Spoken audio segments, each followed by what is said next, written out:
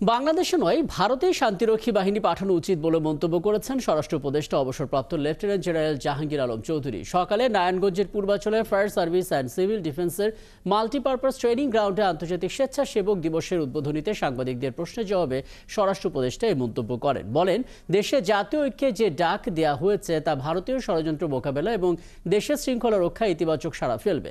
সীমান্তে উত্তেজনা নেই, বাংলাদেশ নিয়ে ভারত অপপ্রচার চালাচ্ছে। তিনি আরও বলেন, ফায়ার সার্ভিস সবসময় বন্ধুর মতো মানুষের সেবা করে। ভবিষ্যতে এর স্বেচ্ছাসেবকদের সংখ্যা ৬৫,০০০-এ উন্নীত করা হবে। ভারতীয় মিডিয়া অপপ্রচার চালাচ্ছে, এরা বাংলাদেশ সম্বন্ধে অপপ্রচার চালাচ্ছে। এটার জবাব কিন্তু আপনারা দিতে পারেন সত্যি ঘটনা প্রকাশ করে।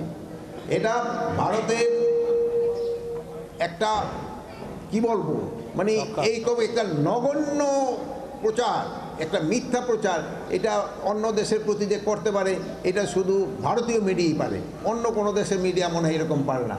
এটার প্রতি উত্তর আপনারা সত্যটা প্রকাশ করে আপনারা দিবেন।